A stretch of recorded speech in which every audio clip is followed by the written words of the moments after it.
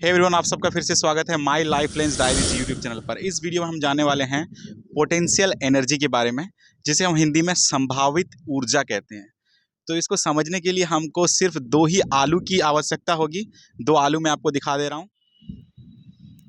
तो जैसा कि आपने देखा कि मैंने 2 आलू लिए हैं, एक बड़ा आलू और एक छोटा आलू, और इसी छोटे और बड़े आलू के ज़रिए हम पता लगाएंगे संभावित ऊर्जा यानी पोटेंशियल एनर्जी के बारे में। देखिए, हमने एक बाल्टी में पानी भर लिया है।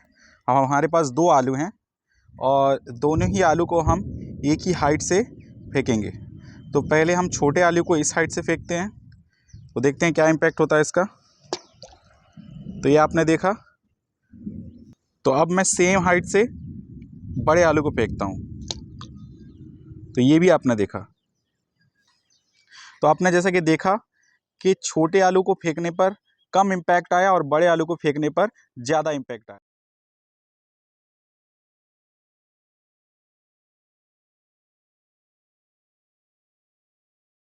यानी जो मास है उससे पोटेंशियल एनर्जी इंक्रीज हो जाता है। यहाँ पर आप देख सकते हैं कि बड़ा आलू का मास ज़्यादा है और छोटे आलू का मास कम है। तो अगर हम हाइट को कांस्टेंट रखते हैं तो मास के जरिए हमारा जो है पोटेंशियल एनर्जी वो इंक्रीज हो जाएगा। फिर हम दो आलू को मैं कम हाइट से यहाँ पर गिराने वाला हूँ, ये आप देख सकते हैं। तो देखिए ये इम्पैक्ट कितना हल्का इम्पैक्ट हुआ यहाँ पर।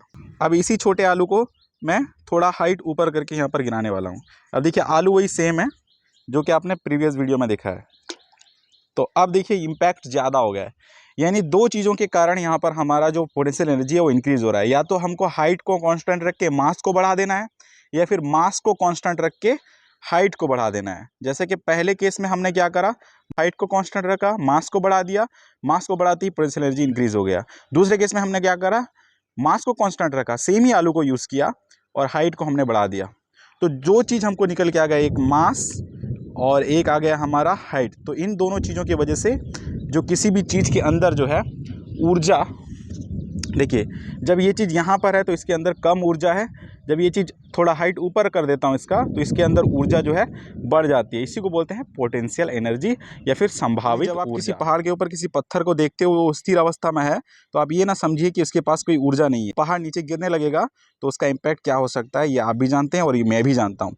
तो किसी भी स्थिर वस्तु को आप देखकर उसको ये ना समझिए कि उसके अंदर कोई ऊर्जा नहीं है, उसके अंदर भी ऊर्जा होती है, जिसे हम संभावित ऊर्जा या फिर पोटेंशियल एनर्जी कहते हैं।